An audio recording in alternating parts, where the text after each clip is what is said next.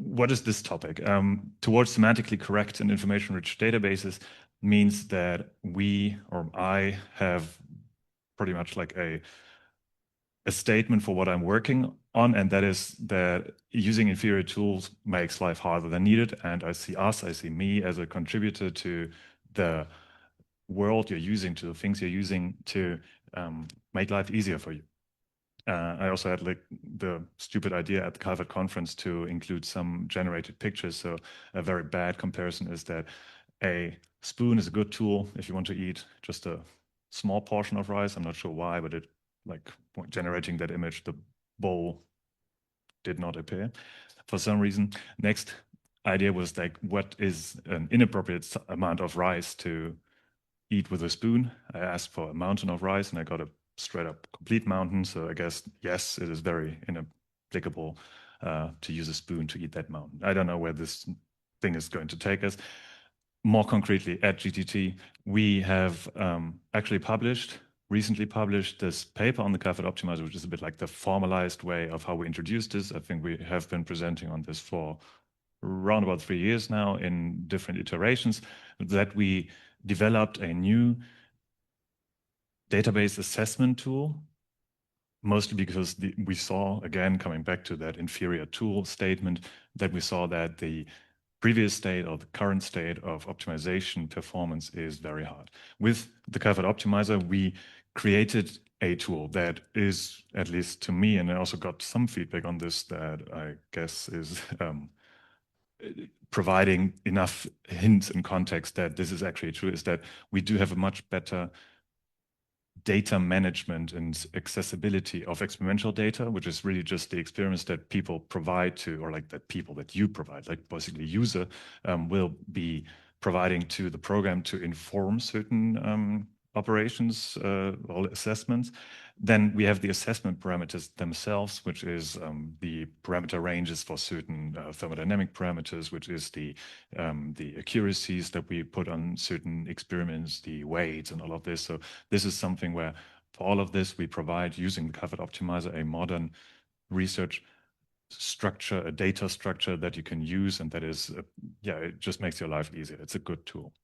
And then obviously the assessment metadata, which is usually scientific sources, which would be your personal comments on things, which would you say like, this data point I discarded for a certain weight because the machine broke or something like that. These type of things, which I would just call assessment metadata. Crucially, what we do not include or have not achieved yet with the Calphad optimizer is the thermodynamic data itself and the databases themselves. I'm not sure what's the actual ratio of people that are optimizing databases in the audience right here, but there's certainly a few that do know the intricacies of these parameters, who have been, for example, seeing that there is a new publication on a system that they're interested in, and the data is provided as thermodynamic databases, as TDBs, or as fact databases, or as ChemSage.dat, and then none of those databases are structured in a way or like conceptualized in a way that they are really helpful or like on the, let's say, current level of understanding of what a data file should provide. And now this talk and also the development that I'm going to present is mostly trying to tackle this operation. There is some external, let's call them incentives, you could say pressure, but it's incentives for this. So there are ongoing large-scale research projects on interoperability and usability of research data management, of forming ontologies and large workflows which connect different scientific areas and different research groups on a digital infrastructure. And this is just two of them, which is the SFB on, I don't even know whether it has an English name, Strukturelle und chemische atomare Komplexität. I don't know, which is really, it's about workflows that are very optimized towards being used purely digitally, that are supposedly where we can do like data adaptations on the fly. And for all of those, the current state of databases is not the best state. So I set out, and I put like this idea up front that we do want to provide a new file format that fixes a lot of those issues, or that allows to include more metadata. there is naturally a problem that comes with that. This is one of my favorite comics from, it's a long time ago now, but it's still very valid, that nobody starts a new file format with the arguments of, oh yeah, let's do it less nice. Let's make it worse for people. So it's always clear that you attempt something, you fix something, and you want to go somewhere. So we need to define the goals. We need to identify what's the actual shortcomings with the current database systems, and we also need to see what is the things that are more relevant to us now than they were previously. So which we want to have like a higher priority in terms of fixing. For me, I put these very like vaguely defined, but I will go more into detail on this, that it should be really more readable, both machine readable as well as human readable. That's on the technical side. It's very expensive. It's complicated to work with current databases because they need very much handwritten reading and accessing algorithms in a way. And then additionally, the validation, which means like, is the model that we're trying to do actually represented in a data file that's currently in current databases, that's relatively tough to do. And the next thing which I want to point out, which is highly important nowadays, is the scaling of things so that the databases will grow larger, giving all the ab initio potentials and the ideas of automatically generated phases and stuff like that means that databases have to kind of scale out of the typical size that we're used to. Like when you're using a binary database that has just a few hundred parameters, it's fine to look at a file like that. But if it's just about a few hundred thousand of phases, there are certain limits.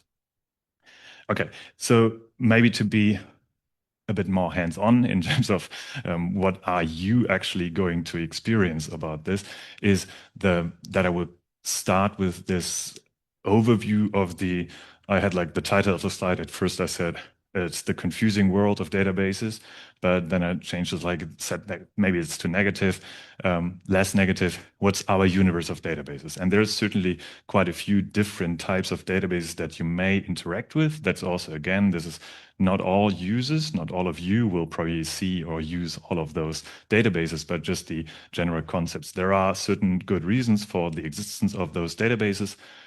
It's really just confusing. So if you work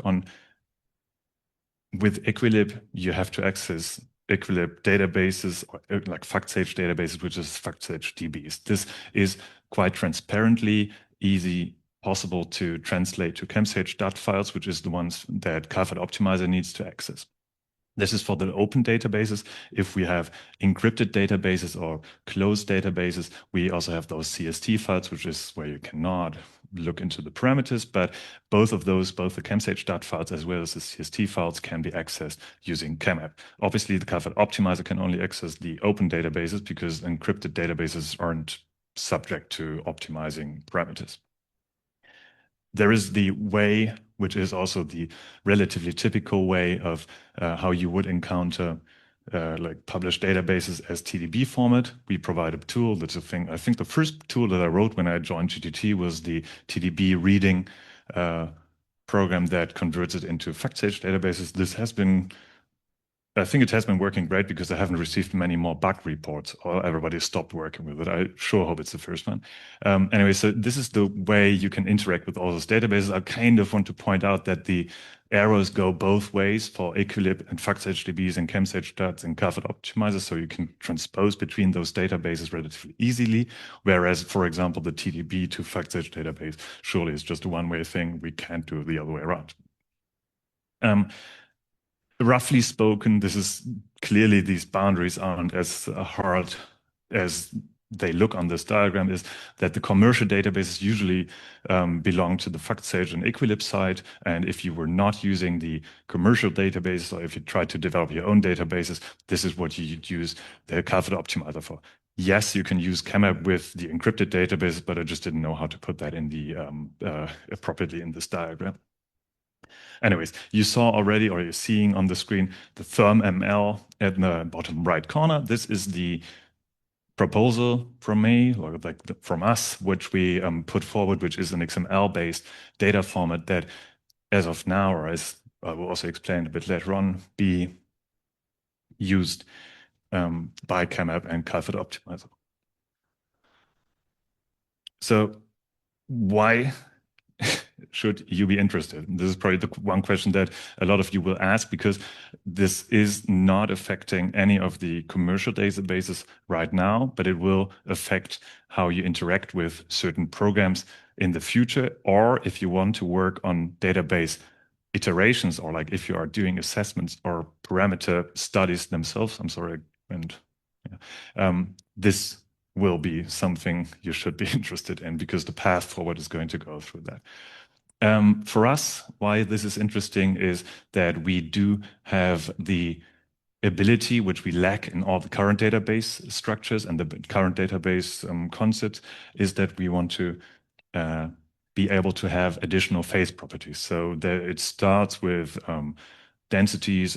But there's just a bunch of additional data that can be derived from equilibrium calculations or from thermodynamic data generally, and we want to have a place where we can store these type of like both the metadata as well as the factual data of those properties, which is very easily in the XML format, which is extensible, right? So this is the core concept about this.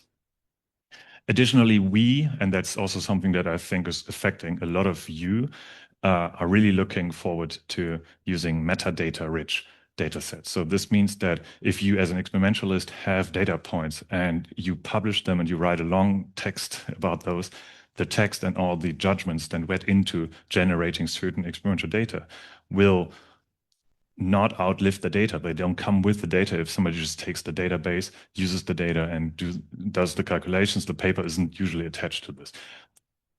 For us, for me, it would be quite relevant that for basically any experience, for basically all the thermodynamic data in a database, I would like to know what is the motivation, like how did it get here, what was done to it, how was the processing done, who contributed this, for example. And all of this is metadata that in current databases is not living next to the data, but would have to be kind of like needed to be added externally or needs to be amended in some way. And the format itself provides the possibility to add comments, to add references, to add all of that information, which I think is a lot of the tedious footwork of you need to redo before you can iterate on something, which is like re-aggregate all of that data, can be supported by the format quite easily. The next part, and that's also something that has been asked a lot, is that we want to have the possibility to link and combine our thermodynamic data with data that comes from other sources. That is very roughly spoken. So we don't know all your processes, we don't know all your ideas, but it's much easier if you have a data format that can be easily opened and accessed and worked with, that you can, for example, add or modify data that is based on, I just put some names there, like larger repositories of data that isn't necessarily directly chemical data, but rather things that you would use, for example, like the structure information. I put ICSD and MPDS there. So like if you have access and you want to add some crystallographic data or some relationship to certain structures, just imagine you have a phase model that has a certain sublattice structure that is based on some crystallographic calculations. Those relations can be explicitly added to the database, which is currently very hard to do, or currently always has to do a very manual process of linking these data sets to the thermodynamic data. And then the last part, which is, I think, is also very relevant in terms of potential new applications of these databases. So we have repeatedly had customers that want to add like own data sets or own components to one of the commercial databases and be able to combine the calculation based on commercial databases with their own data and maybe potentially amending or corrections on certain data of the commercial database that should only be done on premises for customers. This is something that this format will allow. This is something that we will try to design to get there. Okay. So I think this is the good motivation. I also absolutely understand that not everybody has questions that touch on this. And I guess in those cases, this is probably not for you. So I'm really sorry, but I feel like for those that find some of the information that I put there as like potential ways why you would be interested, this is going to be very valid. Okay, we're going now into a bit more of a technical side of things, just to let you know about the details. So I already indicated that thermML is going to be an XML-based format, or it is an XML-based format. This is a reasonable, although not maybe not like it's somewhat opinionated. Like it could have been anything, but we use XML. And for me, and I also said this at the Calphad conference, the important thing is by using something like that, like an established standard, we can leverage things that other people build, right? So like this is something you don't need to waste time or invest time into learning too many things about specific formats. You can just use whatever type of XML library you want to use and the language you want to use, and you're able to interact with the data sets, usually with a very low threshold, with a very little amount of necessary adaptations. It is very widely supported. It has good understanding of the file structures. You get good error messages. I think this is very important if you do assessments. You want to know when you're doing something wrong, and this is something where these type of parsers work quite well. And just as an example, I have this. It's really just an example where if you load the schema files, the definitions that I provide for this type of XML files, and the XML files are validated against the schema. And this type of code is it doesn't know anything about thermodynamics, right? It's just we're using a library, we're using the schema. The schema is provided by me or by us, and the database can then be asserted to be of good quality, to be of a correct structure. Yeah, I guess it's pretty self-explanatory. This is just a Python example. There's a ton of different languages available, obviously. Okay, in the more concrete way of how to do this, we're just going to look at a few examples of the practical side of things.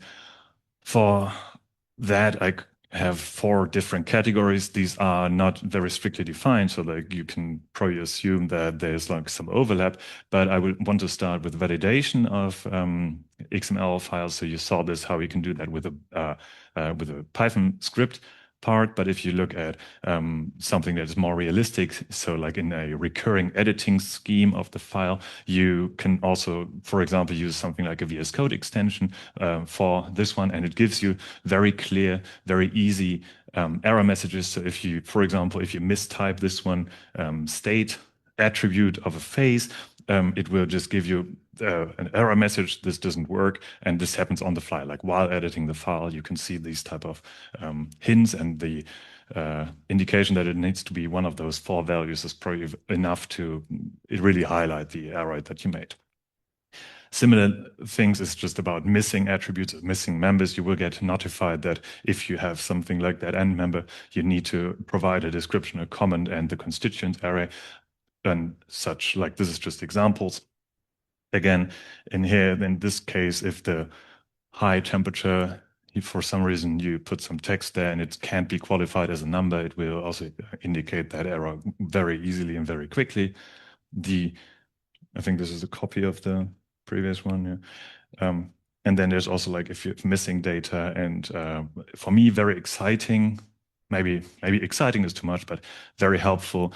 There's also the way that certain attributes can have documentation attached to them, which gives you very clear guidelines on how to proceed, what to enter. So this should be quite helpful. All of this is readily available just using the extension of the editor and using the schema that I'm providing. So nothing about this needs some implementation or effort on the user side other than implementing or like downloading this one extension. Okay, for parsing, this is more for those that are doing actual programmatic access to databases. It is helpful that the XML file is self-documenting and self-establishing a standard compared to when you have like chemsage.file, which you would just read, and if there's a reading error, you need to figure out what was supposed to be there, whereas the format or the schema is able to provide that information itself. I guess the other ones are also, I can kind of go a bit faster. Transformation is the thing. So if you, for example, want to move a face model from one type to the other, this can be done much easier if using the XML um, concepts generally. And then also the last point, I think this cannot be understated and it's not something we want to ignore.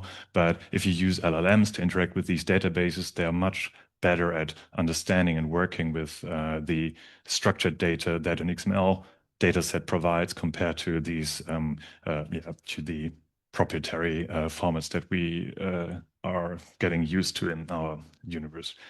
Okay, and then the last part I can probably skip, or like this doesn't make too much sense because we also have that in the last presentation of the users meeting.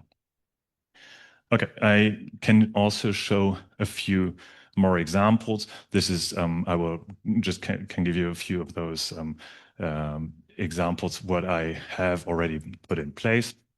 One of them, this is the general structure. It should be pretty clear that the database needs to come with like the introduction part of which databases and which schema files should be used. And then you will have this explicit metadata type. You have the system components listed. You have the phases listed and the global expressions, which is the thermodynamic functions.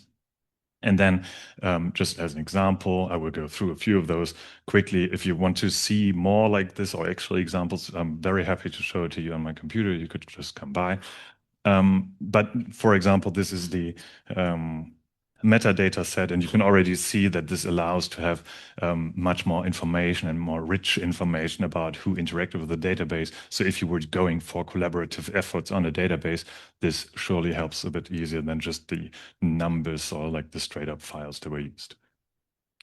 Um, Okay, there's not a lot of comment needed. In this case, a phase type or a phase model that has a certain defined species for the sublattices and then can be used, can use those species in the actual site descriptions, makes it much easier to find that link between the crystallographic structure and the lattice sites, the Wyckoff positions, and the respective sublattice structure. Whether this is correct now, actually, I don't really know. This is something I just used as a toy system. We can also say that there's probably going to be more crystallographic information that we can add to the phase description, like later on, or maybe requesting, like if you request certain links to ICSD or space groups and stuff like that. Okay, there's more. I'm not sure, like there's not much to say. This is a thermodynamic function. This would be the pure iron end member of BCC. This is just, I think it's very straightforward and very readable if you want to interact with this.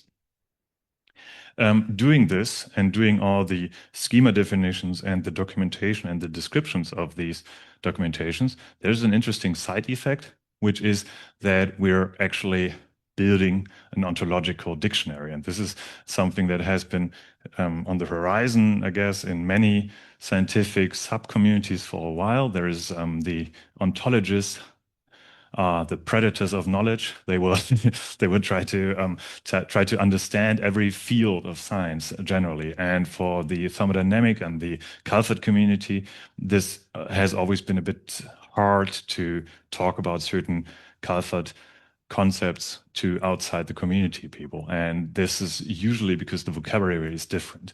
And the ontological dictionary that this provides is really something that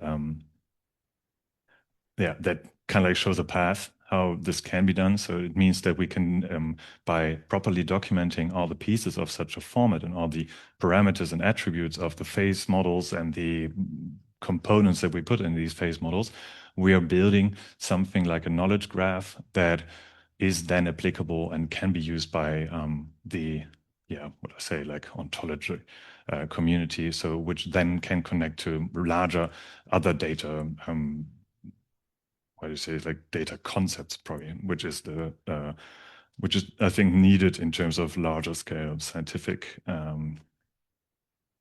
research. Okay, this is the end of my presentation. I still want to say like I know about that this is like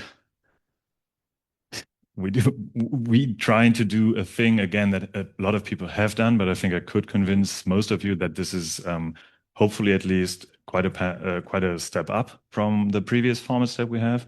And now to make it a bit more concrete, and I think you also to foreshadow a few of the upcoming presentations, is this will be available in the Calphad Optimizer 3.0, which is scheduled for September 2025, where you can read and write the XML files, where you can read and write the ChemSage files. So this is your way in and out of the XML universe. And along with the Calphad Optimizer, we provide this update to ChemApp that then also will be providing the same functionality. I put my GitHub repository where this format is developed there. If you want to really get into this or want to try or want to actually maybe also guide a bit of the development, I encourage you a lot to just go there. It's not a problem. You can also check it out. Everything's done in the open, so there's not proprietary by any means. So because we're actually really hoping for your input. And now, naturally, I do have to finish with another generated picture. So I see that the XML format now, it's just kind of like, maybe it's the egg, I don't know, maybe it's the chicken. The thing is that obviously a new format needs to be used for it to be valuable. And we want to provide, by using Calphad Optimizer and ChemApp soon, we want to provide a way to use this. It is absolutely clear that using that format currently doesn't work with Equilib and FactSage in that way, or like without dropping all the metadata that you would use to enrich this. But if you use an XML and you output a ChemSage file, you can still use this in Equilib and all the other FactSage tools. And this was it.